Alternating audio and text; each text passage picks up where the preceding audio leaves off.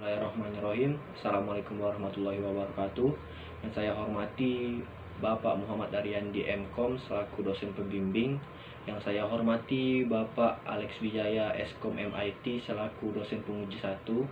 Dan yang saya hormati Bapak Irman Effendi MKom selaku dosen penguji 2. Sebelumnya saya akan memperkenalkan diri.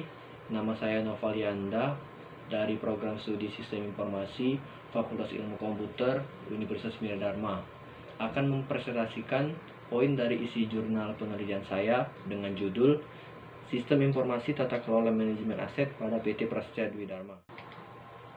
Latar belakang. Menurut Pratama 2014, sistem informasi adalah gabungan dari 4 bagian utama. Keempat bagian utama tersebut mencakup perangkat lunak, software, perangkat keras hardware, infrastruktur, dan sumber daya manusia SDM yang terlatih. Menurut Hastings 2010, manajemen aset adalah serangkaian kegiatan yang terdiri dari identifikasi aset, apa yang dibutuhkan, memperoleh aset, menyediakan logistik dan sistem pendukung, pemeliharaan dari aset dan penghapusan atau pembaharuan aset hingga lebih efektif dan efisien. Latar belakang kedua, PT Prasetya Dwi Dharma adalah perusahaan yang bergerak di bidang kontraktor telekomunikasi dan infrastruktur. PT Prasetya Dwi Dharma saat ini belum memiliki sistem yang terintegrasi dalam pengelolaan aset. Pengelolaan aset sudah dilakukan menggunakan komputer, tetapi belum terkomputerisasi, sehingga sering terjadi masalah seperti sulitnya melakukan pendataan aset itu baik, rusak, ataupun hilang. Sulitnya melakukan pencarian data, bahkan tidak jarang terjadi kehilangan dokumen.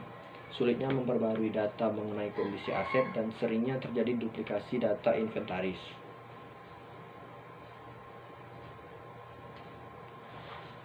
Batasan masalah. Batasan masalah dalam penelitian ini digunakan agar penelitian tetap berfokus ke topik pembahasan yang akan diangkat. Maka peneliti memberikan batasan antara lain: 1. Sistem hanya akan membahas tentang pengelolaan aset, meliputi pengadaan aset, inventaris aset, pindah atau mutasi aset, perawatan aset, dan penghapusan aset.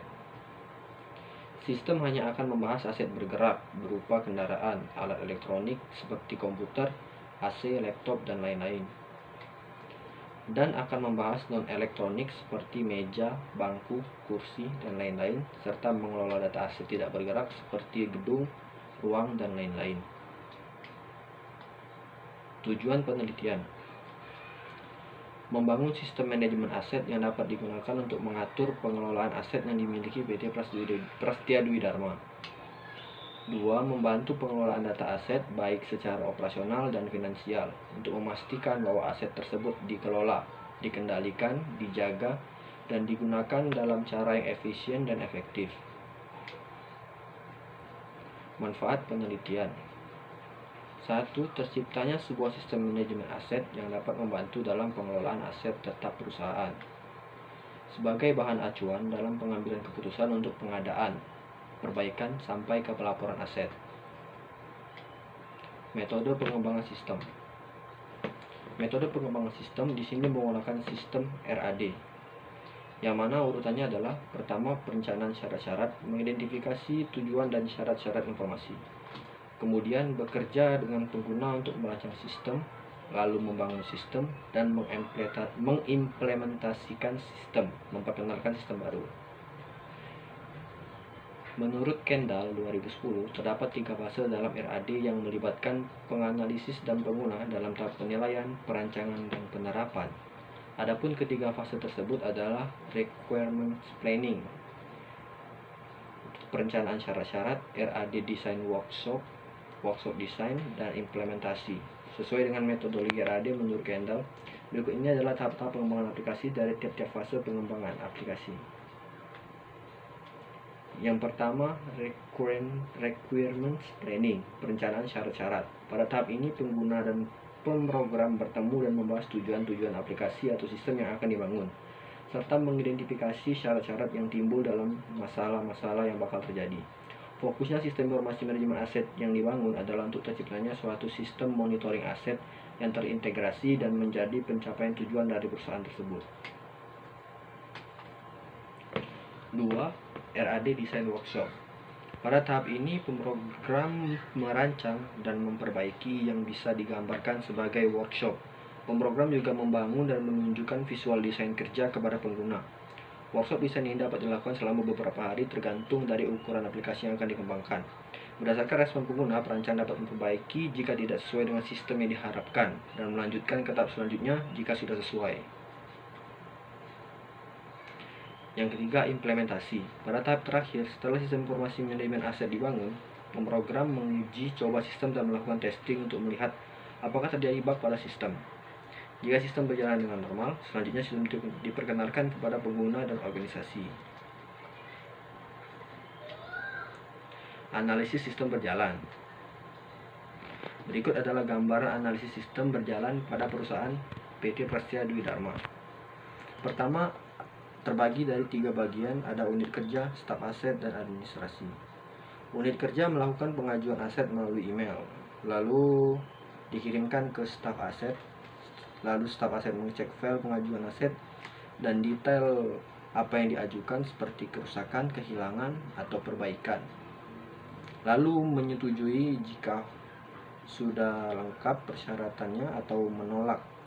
Jika disetujui, maka file pengajuan lanjut ke bagian administrasi. Lalu bagian administrasi mengecek kembali file yang telah disetujui, lalu mengirim dana pembelian perbaikan aset ke unit kerja yang mengajukan aset. Analisis kebutuhan sistem fungsional. Tugas administrasi di sini melakukan verifikasi pada file pengajuan yang telah diajukan oleh unit kerja, kemudian mengirimkan dana pembelian aset baru jika disetujui.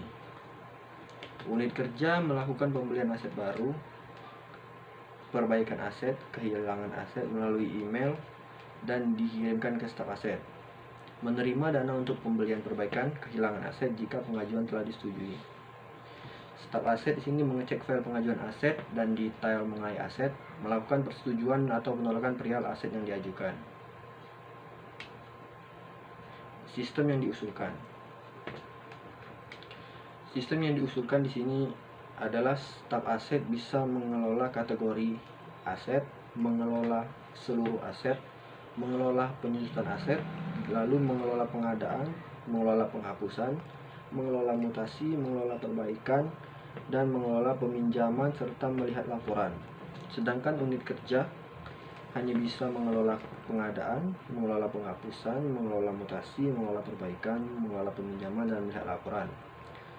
Lalu staf administrasi di sini melakukan validasi pengadaan, validasi penghapusan, validasi mutasi, validasi perbaikan, dan validasi peminjaman.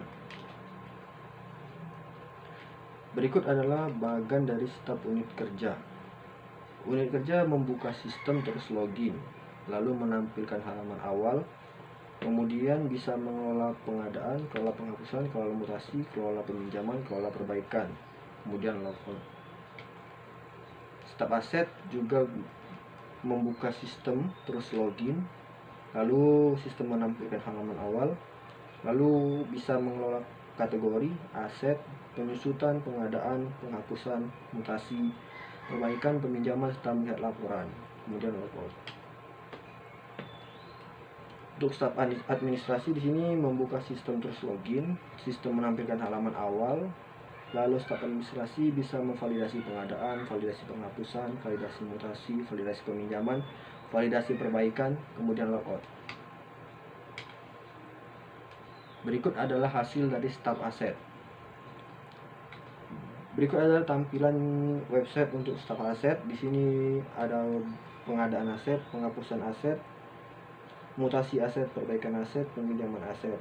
Ada juga laporan, kemudian user. Berikut hasil dari unit kerja, ada pengadaan aset, penghapusan aset, mutasi aset, perbaikan aset, serta peminjaman aset. Hasil dari biro administrasi ini pengadaan aset untuk memvalidasi pengadaan, penghapusan aset untuk validasi penghapusan, lalu mutasi untuk validasi mutasi, perbaikan untuk validasi perbaikan, serta peminjaman aset untuk validasi peminjaman aset. Ya, sekian penjelasan poin-poin dari penelitian saya. Bila ada salah mohon maaf. Wabillahi taufiq wal hidayah. Wassalamualaikum warahmatullahi wabarakatuh.